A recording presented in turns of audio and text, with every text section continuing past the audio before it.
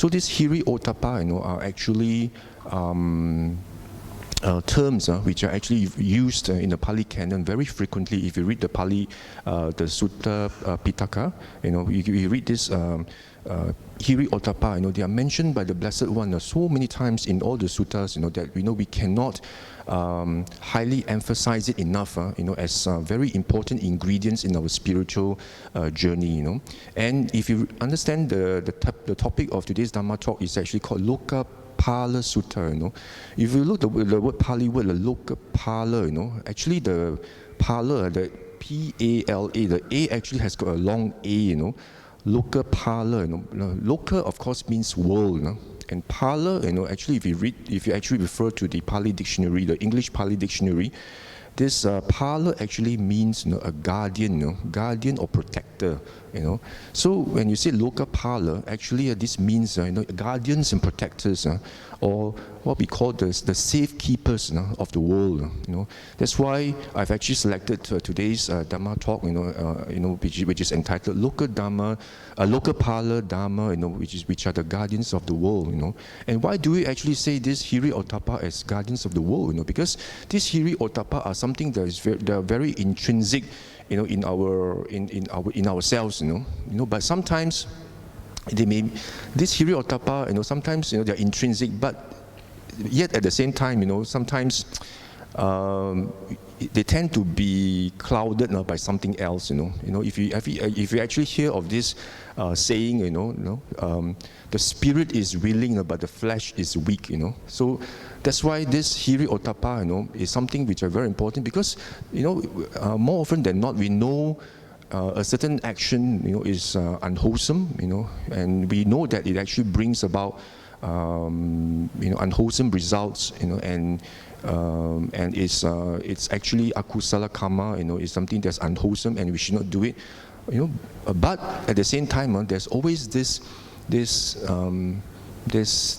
thing that actually tells you actually it's okay, it may be unwholesome, but you have to think about it, you have to think for yourself, So it's always like, sometimes when you watch cartoon and even movies, somebody is in a moral dilemma, should I or should I not do it, and there's always this angel that appears, right, and tells you, you better not do it, because if you do it, it's going to be, you're going to actually have a lot of bad consequences, serious consequences that you have to bear later on, and then at the same time, there's always this the devil, that appears, that actually represents the dark side, right, and tells this person, it's okay, why not? You should just do it, why worry about it, there's nothing wrong, you have to think for yourself, so what if the results are bad, it doesn't matter, So even during time memorial, for the longest time, the human race has always been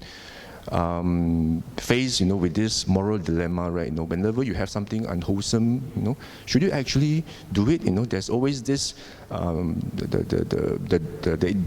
angel that represents the bright side that tells you, oh, you shouldn't, and then it's the dark, and then there's also the dark side that tells you, you should just go ahead and do it.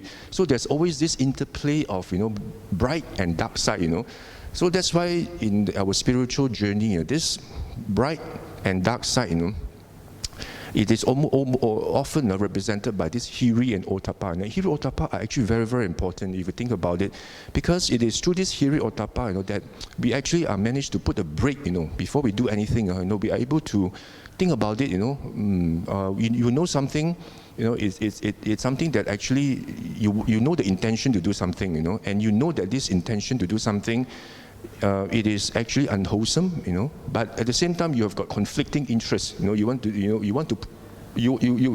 are tempted to do it because of certain gains, that you will get by doing these unwholesome actions. So you have this interplay, of this dilemma, So that's why this Hiri Ottappa, the Buddha says, are very, very important, and you need to be able to make sure, you use this, as the tool for you to combat all the kilesas that arise in your mind. It's very important, because the spiritual practice is not just about knowing something has arisen in your mind. For example, you watch your mind, right? You watch your mind, you know that, oh, something unwholesome has arisen in my mind. For example, I have this intention to actually tell a lie, because if I tell a lie, I actually might get the promotion, and I might want to just perhaps slander or badmouth, my rival, so that I can actually get my promotion. If I just do that bit of extra thing, to actually try to steer the decision towards my side, maybe I might get the promotion. So you have this temptation, but at the same time, that, if I just do this, this is actually slanderous speech. Pisuna vacha, is actually something that's actually very serious, and if you do it, and it causes it breaks the harmony between, perhaps your boss, and this other person, so you're actually committing, one of the 10 ducharitas, which actually is very potent for rebirth in the lower realms, So when you're faced with such a situation, then the question now is, do you actually proceed to do it, or do you actually put the brake? And apply this Hiri Ottappa, So if you don't have Hiri Ottappa, then it's unwholesome it's unwholesome, and if I do it, it's going to have a lot of consequences. The vipaka will be unwholesome, because I'm actually doing something, it's actually unskillful speech, and it's actually going to bring me a lot of this unwholesome vipaka later on, But at the same time, you have this conflicting interest, that if I do it, I might just get a promotion. Think of all the money that I get, the higher salary, the higher benefits, the promotion, So you have these two conflicting things. So the Buddha says, if you have this, if you're at the crossroad, you have to be very careful. Just being mindful of the unwholesome action itself is not sufficient. You may think that, it's unwholesome, but do you have the willpower to abandon it? That's the issue. The willpower to abandon this unwholesome action is the one that actually will determine whether you win the battle or not. And this is what the spiritual practice is all about. Because if, like what the saying goes, the spirit is willing, but the flesh is weaker, then then you have lost the battle. You have not engaged Hiri Ottappa in this battle against the kilesas. That's why the Buddha says that this Hiri Ottappa, they are the guardians of the world. They are like the guardian angels. They are like the guardian devas, because they guard us against committing all the unwholesome actions. Whether by body, speech, and mind. So if you look at this sutta from Anguttara Nikaya 2.9, right, and this is the base sutta that I use, which is this Lokapala Sutta, and it's actually called Guardians of the World. And if you read what the Buddha says here, monks, these two bright qualities guard the world. Which two? Conscience and concern. Conscience and concern are the translation by Thanissaro Bhikkhu, Bhante Thanissaro, and he actually says this Hiri is actually conscience, Ottappa is actually fear. This Hiri Ottappa, these are the two bright guardians of the world. If these two bright qualities did not guard the world, then there will be no recognition of mother, no recognition of mother's sisters or uncle's wife, teacher's wife or wife of those who deserve respect. What the Buddha is actually saying, if there are no Hiri Ottappa and no guardians of the world, then there will be chaos in the world, in terms of sensual misconduct. Can you imagine, that you have all this promiscuous relationships, between the close members of the family, with your teachers, your teachers' wives, then there will be chaos. There will be no peace, and there will be no order in this world. But because there is this Hiri and Ottappa, that actually tell us intrinsically, we know for sure in our heart, that it's actually something wrong. Like Hiri, like what we Hokkien say, leong sim, it's not good. It's something that cannot be done. And you have this Ottappa, which is fear. Like you fear of, if I do it, the end result will be really bad. Will be very severe. So you have this thought before you even act upon it. Act upon the intention in your mind. You really apply Hiri Ottappa. And straight away you know that, okay, I'm going to abandon it. And that's where you apply perhaps, maybe the sati sampajanya, in terms of eradicating, the intention of doing this, and then you apply the break, you apply this restraint of your senses, before you actually do it. You have this Hiri Ottappa that guard against, this, unwholesome actions that you intend to take. So that's why this AN 2.9, the Buddha already highlights this Hiri Ottappa. They are like the guardian devas, and if you actually look at the suttas also, in this AN 2, book of 2, Anguttara Nikaya has got 11 books, right? It's a book of numbers, and this sutta is actually from book of 2, and it's actually from Sutta 92. 2.92, and what did the Buddha say? They say, monks, there are these two things. What two? There's actually lack of Hiri and lack of Ottappa. So for this Dhamma talk, I'm just going to use conscience. I'm going to use Hiri for conscience and Ottappa, for this moral dread, or fear of doing unwholesome. So Hiri, Ottappa, these are the two things. And then in Sutta 93, 2.93, the Buddha says that there are these two things. What are these things? These are the Hiri and Ottappa. So the Buddha says there's two things that are very important. What is it? Hiri, Ottappa, and the lack of Hiri and Ottappa. So the Buddha says there's always these two things you have to be mindful of. Whether you have Hiri, Ottappa, or whether you have the lack of Hiri and lack of Ottappa. So it is something that's very important in our daily lives. And I just want to highlight to you in this Iti Vuttaka 42 also, the Buddha actually, this is what's said by the Blessed One. He says, again, the Buddha actually highlights this Hiri Ottappa as the two bright qualities that safeguard the world.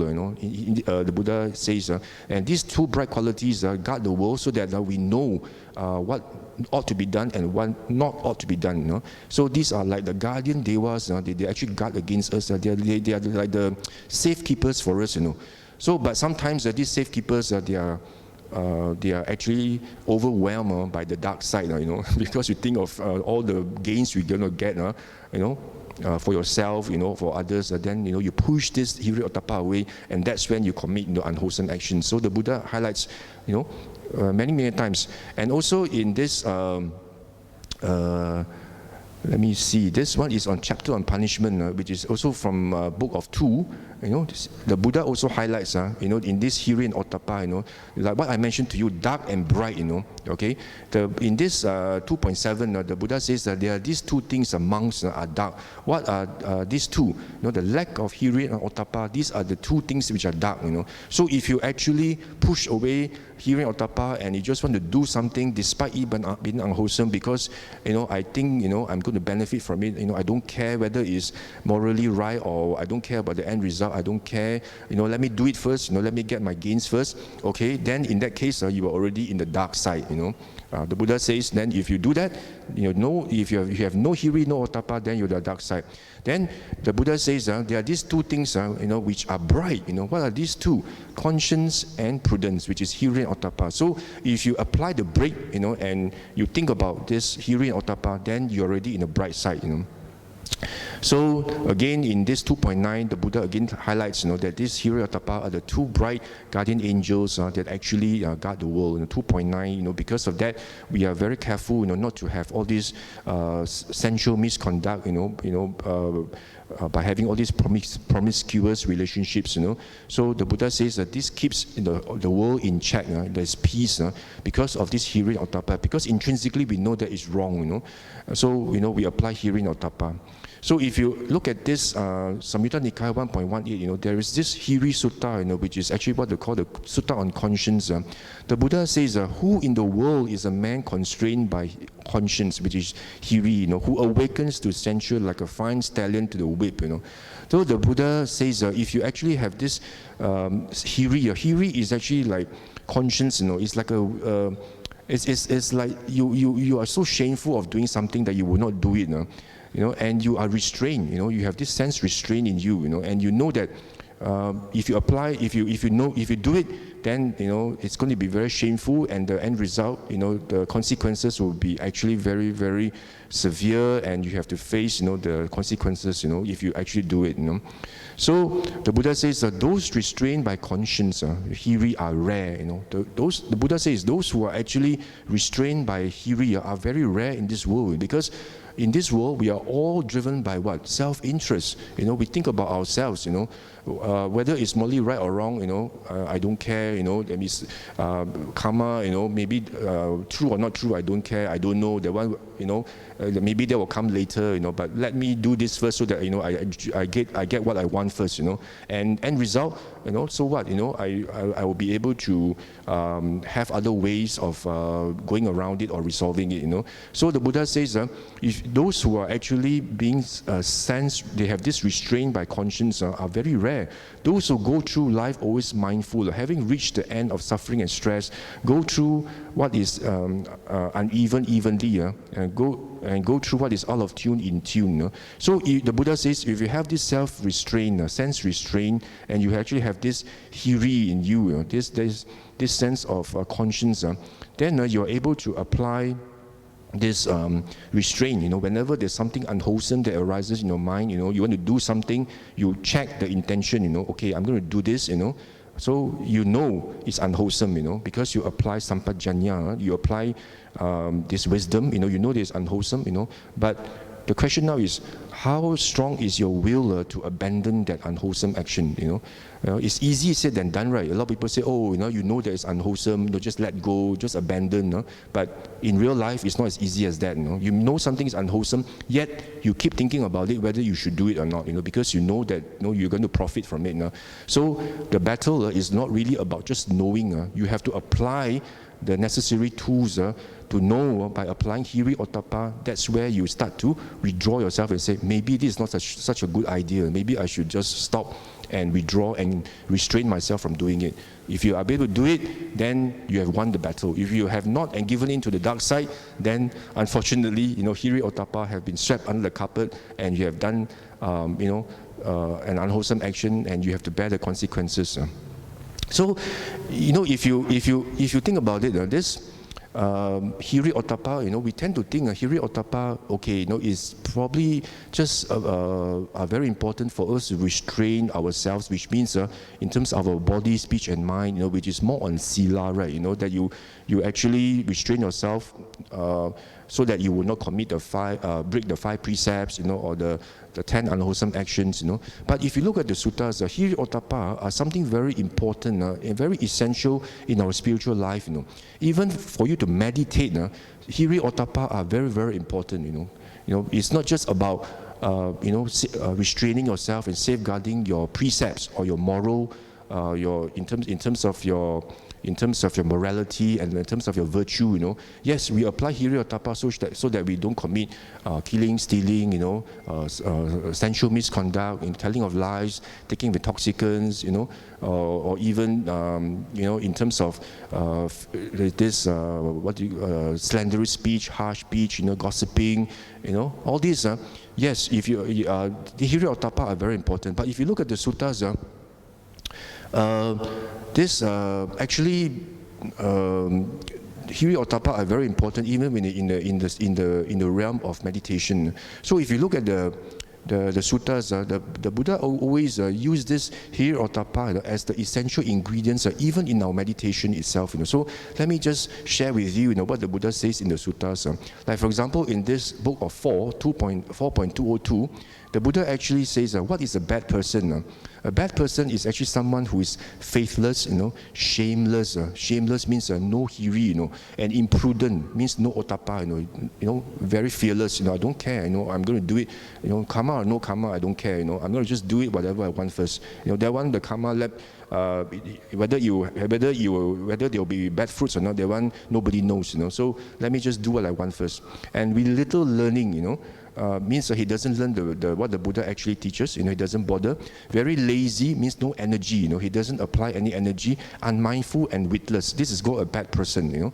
And And of course, he says, what is the worst person? A worst person, of course, is somebody, he's already like that, but he's encouraging others to actually have these same qualities, So, and the Buddha says, who is a good person? A good person is somebody who is faithful, means you have saddha, and you have hiri, conscientious, and ottappa, means you actually have moral dread, you're prudent, and you're learned, means you actually read the suttas, and you actually listen, you attend Dhamma talks, and what you learn, you commit it in your mind, and you're able to recall what the Buddha has taught, and you're energetic, you're full of virya, and you're mindful, you have sati, and you're wise, you have got panya, This is actually called the good person. So you see, the Buddha actually has incorporated this Hiri Ottappa to describe whether you are a good or a bad person, It's not just about sila alone, but Hiri Ottappa actually something very integral in the spiritual life, even in the realm of meditation, And in this AN 7.6, the Buddha actually describe this Hiri Ottappa as treasures.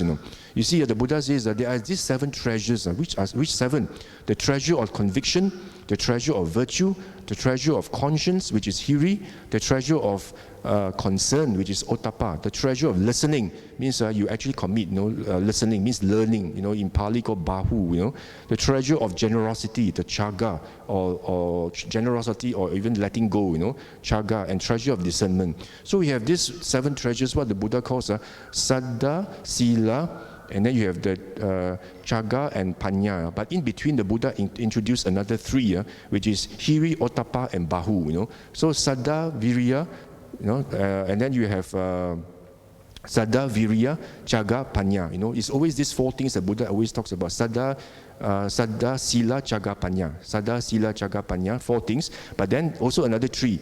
Hiri, Ottappa, and also learning the Dhamma. So altogether, 4 plus 3 is 7 treasures. So the Buddha actually says, if you have these 7 treasures, then these 7 treasures are actually they are very important because you possess these treasures. These treasures cannot be taken away from you. They are like if you have these 7 treasures, they are even more valuable than the treasures in this world. You may have all the jewelries and like the universal monarch. He has all the treasures. In all the continents, he has all the treasures. The diamonds. All the jewels. The Buddha says that is not even worth these 7 treasures you have spiritually. And here you see what the Buddha says. The Buddha says that what is the treasure of conscience, which is the treasure of his hiri.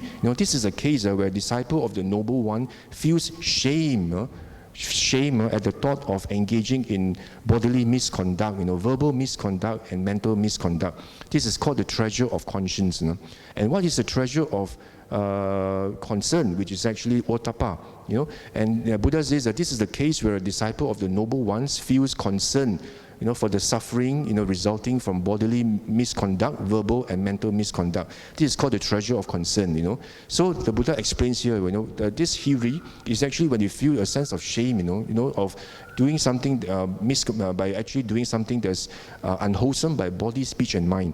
And if you have ottappa, you actually feel concern, that you feel afraid, you feel this moral dread. You dread the doing of something unwholesome by body, speech, and mind. So the Buddha says here, this is actually called, what we call the body, speech, and mind in terms of hiri and ottappa. Okay. And like what I mentioned here, in terms of the treasures, if you can refer to this AN 7.7, the Buddha also explains these 7 treasures, and out of these 7 treasures, the Buddha actually highlights this Hiri Ottappa as one of the 2 of the 7 treasures. You see here, he actually is explained. There was this occasion. There's this king's chief minister called Uga. This Uga is actually the chief minister, very much like our prime minister. This Uga actually went to the Blessed One, and he asked the Buddha. He actually told the Buddha. He said, "It is amazing, Bante, and awesome, how prosperous this Migara Rohaneya is." Maybe this Migara is actually one of the treasurers. He said, "Wow, how amazing the treasures, the great treasures he has, in his home." And then the Buddha says, but what is this property Uga? What are his great treasures and great resources? Then this Uga says, 100,000 pieces of gold, to say nothing of his silver. So the Buddha says, that is treasure Uga. I do not say that it is not. The Buddha says, yes, I do admit these are treasures.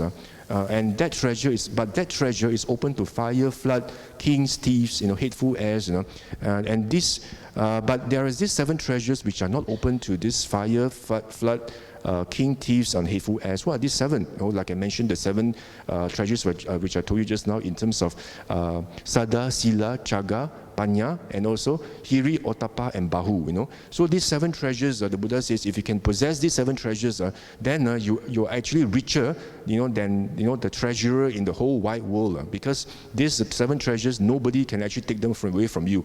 Okay, so so that's why the Buddha says these 7 treasures are actually, much more valuable, than the treasures in the world. And again, in this AN 7.5, the Buddha again, highlight over and over again the 7 kinds of wealth. I mean, not just one occasion. The Buddha actually mentions these 7 treasures in so many occasions. And the Buddha again in this Sutta 7.5 or AN 7.5, again he highlights about these 7 treasures. And again you see Sada, Sila, Jaga, Panya, Hiri, Ottappa, and Bahu. So if you can remember these 7 treasures and try to incorporate this into your lives, it will actually benefit you a lot. So we must mention, we must be mindful of this Hiri and Ottappa, which are very, very important. And of course, I just want to share with you also this sutta, from SN, Samyutta Nikaya 42.8, where the Buddha also talks about this Hiri Ottappa. Okay, what I mentioned to you just now, you can refer to it later. Hiri Ottappa, we apply it before we do something right. For example, you think of lying, or you think of doing something unwholesome, like maybe stealing or sensual misconduct. It's like, well, maybe I should do it. Nobody will find out.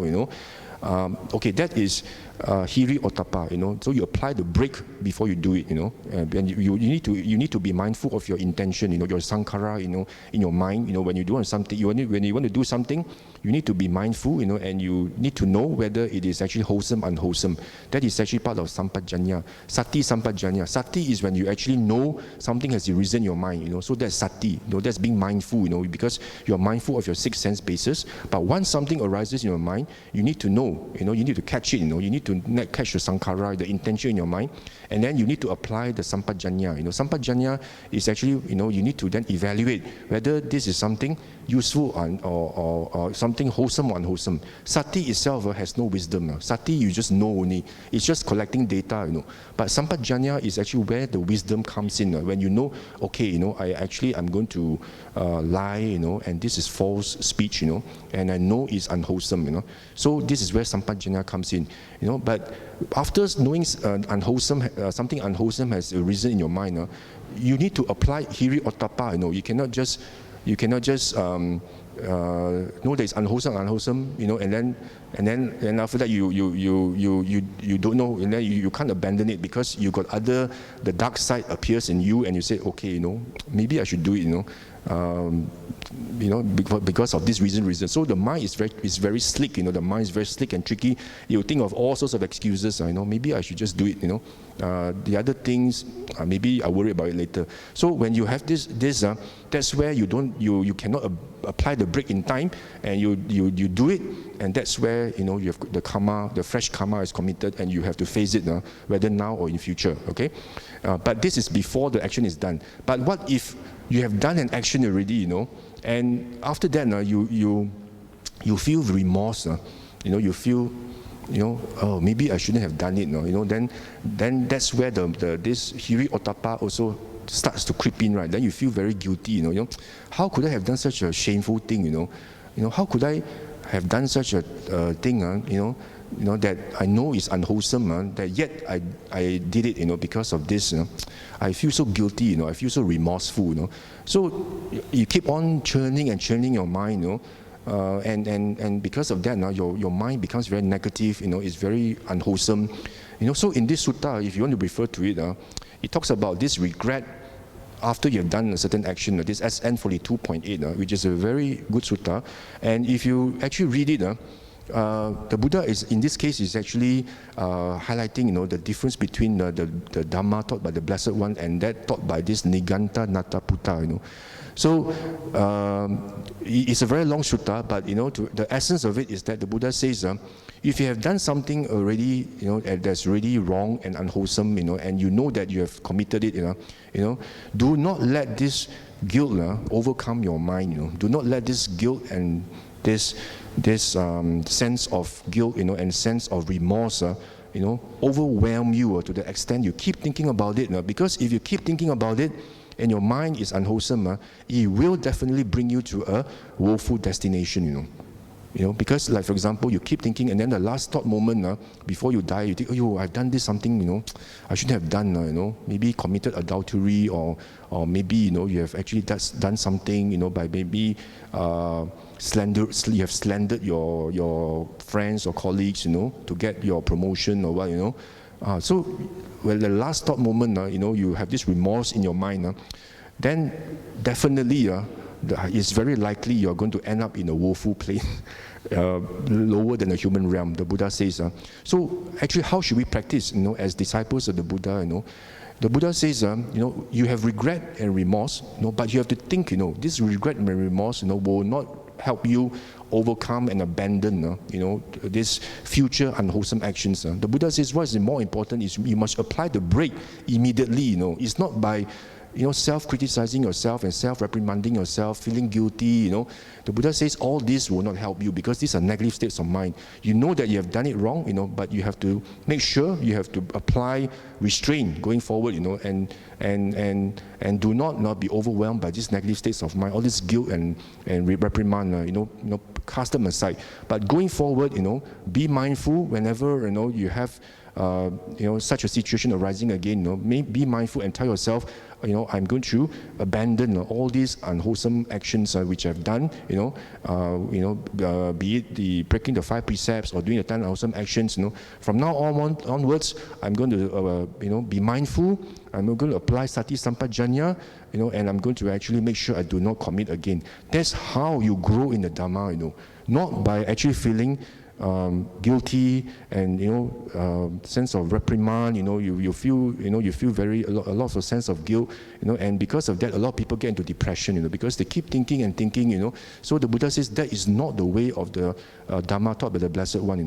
What is done, but you have to make sure going forward you apply restraint and abandon all the unwholesome actions. So if you read this sutta, it's actually something very, very useful. It's all this Sangha Sutta, the conch trumpet. You can refer to it if you later. So again, in MN 39, the Buddha again talks about this Hiri Ottappa. You see, the Blessed One says, how do you actually call yourself a samana? In the Buddha's time, those who actually have gone forth from the home to the homeless lives, they are called samana, right? They have gone forth, they have left home, they are contemplatives, they meditate, and they renounce all the sense pleasures, So when somebody asks you, how do you call yourself, a samana, Then the Buddha says, if anybody asks you that question, then you should actually answer them by saying that it's because of these qualities that's why I call myself a samana, And you see the Buddha, at the very, very top, the Buddha talks about what? Hiri and Ottappa, conscience and concern. These are the very two basic qualities you must have, in the spiritual life, not just about safeguarding your sila, but everything, the entire spiritual life hinges upon this Hiri and Ottappa, Because of this Hiri and Ottappa, you're able to apply brake. Whenever something that arises in your mind, the sankhara, the intention to do something, you're able to catch that sankhara, the intention in time, and then okay, it's unwholesome, but I know it's unwholesome, and I'm going to make sure that I abandon it, with all my effort and all my might, and I'm going to apply this Hiri Ottappa. Think of all the moral shame you're going to get if you do it. Anybody finds out, and all the moral dread. For example, all the politicians in the world, nowadays, they actually embezzle funds, and you have heard of all these, incidents of politicians, and all the things that they have done. Can you imagine, the shame you get, if ever found out, and all the all the results you're going to get if you're actually charged in court. Everybody will know about it. So you have to think about this conscience and concern. This Hiri Ottappa are very, very important. Then you decide to withdraw. Maybe I shouldn't do it. That's when you are able to. The horse, because of the whip, the horse decides to stop. Instead of charging ahead, the horse stops because he knows that this is something unwholesome. And if I do it, I'm going to get whipped. So this Hiri Ottappa, the Buddha says, are very important, because if you have Hiri Ottappa, that's how you actually have purity of conduct. Because you have Hiri Ottappa, then your sila actually will be very, very impeccable. You will not be tainted. Because you're always very mindful. You always watch your mind carefully. Whatever that arises in your mind, the sankhara, you catch it in time. You always watch your mind very carefully, and from there you apply sati. Then you apply sampajanya. Sampajanya is when you have applied wisdom. Is it wholesome, unwholesome? If it's unwholesome, then you must make sure Hiri Ottappa, are applied. You must make sure the good guardian angel. You select the good guardian angel than the devil. And make sure that you don't do it. And you withdraw, you restrain, and that's how you're able to restrain yourself, and you're able to observe your 5 precepts well. Because if you don't watch your mind, how are you going to observe your 5 precepts? You're just going to do it. I don't care. You're unmindful. So when this happens, that's where the Buddha says you have restraint of the senses. And because of this restraint of the senses, because if you want to watch your mind, the only thing you can, the only way to watch your mind is you have to keep your sati on the 6 sense doors. At all times, whenever you are, you have to make sure how your mind reacts to the 6 sense basis. For example, what you see, what you hear, what you smell, how you taste, what your tactile sensation, what you touch, and then what you think, the thoughts that arise in your mind. All these, the Buddha says, you must make sure you anchor your sati on the 6 sense doors. That's right. Only then you have restraint of the senses. That's when your mind is able to. You're able to watch your mind and catch all the sankhara that arrives in you, and that's how you apply the Hiri Ottappa. So you see, the whole spiritual life is very systematic. What the Buddha has taught us. It's very, very systematic and gradual. You start by practicing Hiri Ottappa. Then your sila. Then you have the restraint of the senses. Then you have this moderation of eating. You only eat, before the solar noon. You don't eat, at the inappropriate time. And you apply wakefulness. And then you have this mindfulness and alertness, which is santi sampajanya. And then you abandon the hindrances. Then you go into jhanas. Then you actually you see the 4 jhanas. And then after that, you have the 3 knowledges arise in you when you apply the vipassana. The samatha and vipassana. Then from there, you actually have all this wisdom that arises in you, as a samana, when you're able to see anicca, dukkha, anatta, So you see the whole spiritual life starts from where? Starts from Hiri Ottappa, Nothing more than Hiri Ottappa, So you see how important this Hiri Ottappa is? You see, even in Anguttara Nikaya 5.1, in this sutta, the Buddha actually mentions that these 5 powers, whenever you are a trainee in the spiritual life, when you actually become maybe a samanera, and you have gone forth, and you are actually training these trainees, you are a trainee, and this or the trainee here can also mean somebody who has not attained arahantship, so for these 5 trainee powers, the Buddha says, well, these 5, the Buddha says there is this power of faith, what we call sada, power of moral shame, which is actually hiri, power of moral dread, which is ottappa, power of energy, which is actually virya, and power of wisdom. So you see, the Buddha says for you to actually train yourself, in the Dhamma, whether by practicing sila, samadhi, panya, or even for lay people, dana, sila, bhavana, you need these 5 training powers, which is actually what? Sada, Hiri, Ottappa, Virya, and Panya, And if you actually look at it, it's something very, very true, because everything starts with the power of faith, whether it is actually faith, when you're not a Sotapanna yet, of course the faith is actually something that you believe, the Buddha actually, he's fully enlightened and what he taught is actually true Dhamma, But if you're a Sotapanna, you know that this is confirmed, verified faith, because you have actually know and see the Dhamma. So everything starts from faith. If you don't have faith, you cannot practice, what the Buddha has taught. So you must have faith. Then you must have moral shame and moral dread, because whenever you're faced with an unwholesome action, your sati will just tell you, okay, this is unwholesome, but it's not enough. Like I mentioned earlier, sati alone is not enough. It's just like Ajahn Brahm always cracks a joke, right? Like you see a thief stealing something from the house, right? This guard just looks at the thief stealing and stealing. Okay, taking, moving. Taking what do you call it? Taking the properties, loading into the car. You're just doing sati.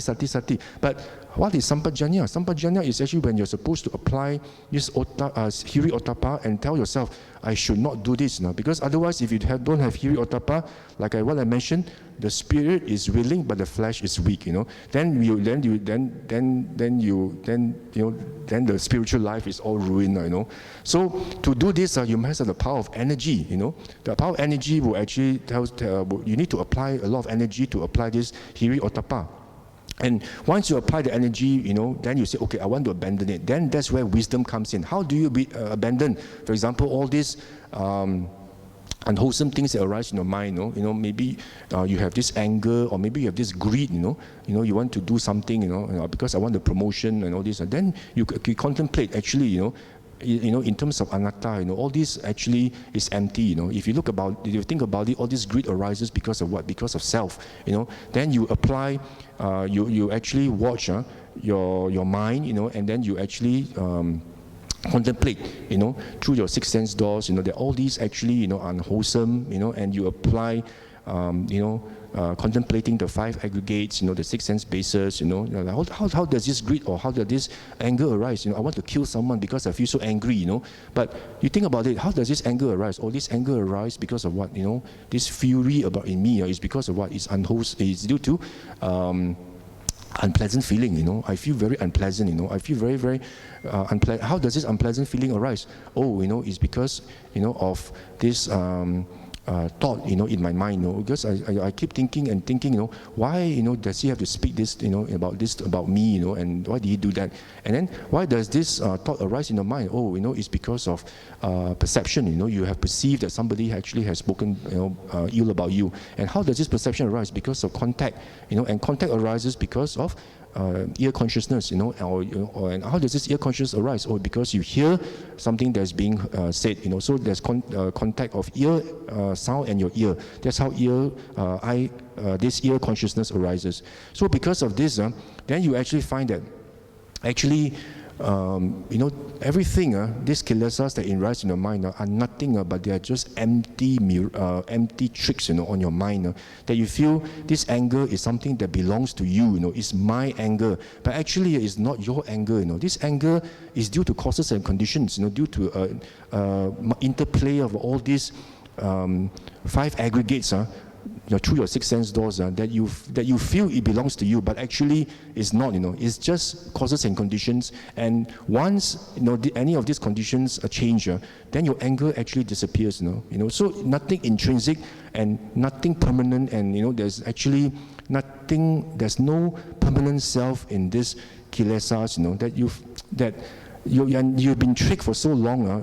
That you have been in samsara for so long because of this ignorance. You keep thinking that these five aggregates, and all this whatever that arises in your mind, everything has got a self to it. That's why we are like a dog, chained to a leash that goes round and round, in circle, because we haven't seen the Four Noble Truths yet, Because once you have seen the Four Noble Truths, the very first Noble Truth is that essentially this. The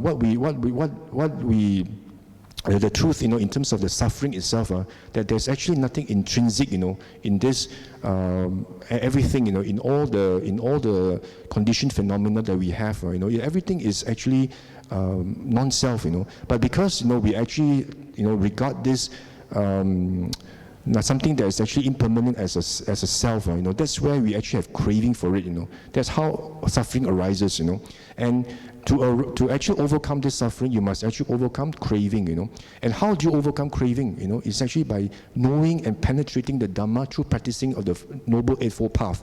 That's when, you are spiritually and you're able to know and see the Dhamma, and that's where you're able to overcome, this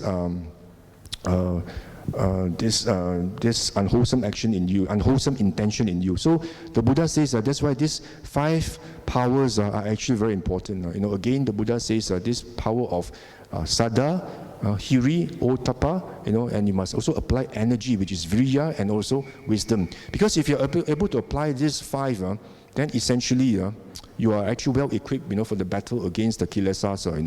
The Sutta Pitaka, in terms from the Pali Canon, you see the Buddha always mentions about Hiri Ottappa, as a very basic block.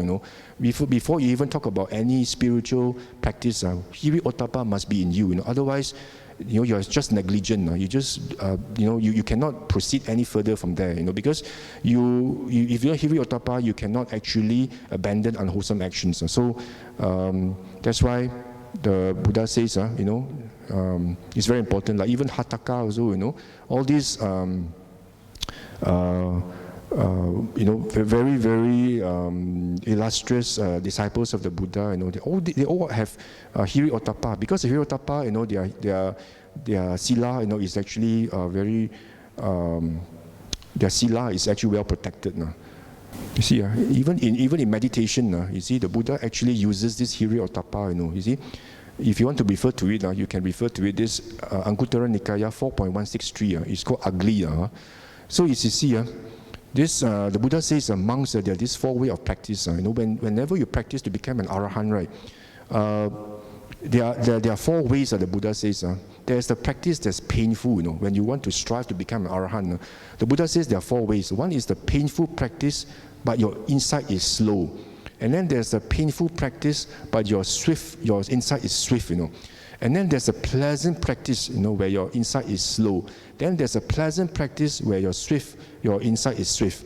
So there are these 4 ways, that arahant, they achieve arahantship because of these 4 ways of practice. So if you look at it, okay, here in a nutshell, the Buddha says painful practice is actually when you actually contemplate the asubha, like for example, you look at the 32 parts, or rather 31 parts, under the sutta is 31 parts, but in other literature they put 32 parts, but in the sutta it's always 31 parts. And it talks about, if you look at the ugliness, the repulsiveness of the body, repulsiveness of the food. Sometimes people, they contemplate food, food you eat, right? It actually will be transformed, in your body, and the output is actually very repulsive, and you actually perceive about dissatisfaction of the whole world, about all the impermanent conditions, So it's actually, this is the painful practice, But whether it is slow or fast, you see, the Buddha here says, they rely on 5 powers of a trainee. You see, again, when the Buddha talks about arahant, they rely on what? Saddha, Hiri Ottappa, Viriya, and Panya. Again, the Buddha talks about Hiri Ottappa. Even for the arahant, Hiri Ottappa are very important. But on top of that, they actually, the 5 faculties are weak. You see, the 5 faculties is what? Faith, energy, mindfulness, this samadhi and wisdom. So Saddha, Viriya, Sati, Samadhi, Panya. These are the 5 spiritual powers you must have if you want to actually progress. But at the same time, these 5 spiritual powers, you need to rely on these 5 things, which is what we call, the Buddha says is Saddha, Hiri Ottappa, Viriya, and Panya. See, so there are these 5 things, but you need to actually use these 5 things in order to also practice to strengthen the 5 faculties, which is Saddha, Viriya, Sati, Samadhi, Panya. So if your 5 faculties are weak, then actually your insight is slow. But if your 5 faculties are strong, then the panya that arises in your mind are very fast. So that's why you need to actually sharpen these 5 important tools, which is your Saddha, Hiri, Ottappa, and then your Viriya and Virya, and also Panya. So these are the 5 things, and of course you see here, Hiri Ottappa are actually 2 of the 5, you know. So if you need to have these 5 things to strengthen the 5 spiritual faculties, which is Saddha, Virya, Sati, Samadhi, Panya. So if your 5 faculties are strong because your Hiri Ottappa, you know, the 5 factors are strong, you know, with the Hiri Ottappa, then your insight is very fast. But if your Hiri Ottappa is, the 5 with the Hiri Ottappa are weak, then your insight is actually slow. So you see how important this Hiri Ottappa, you know, and faith, because it is actually something that you use in order to overcome unwholesome actions. That's where you're able to overcome the dark side, you know, and then you embrace the bright side.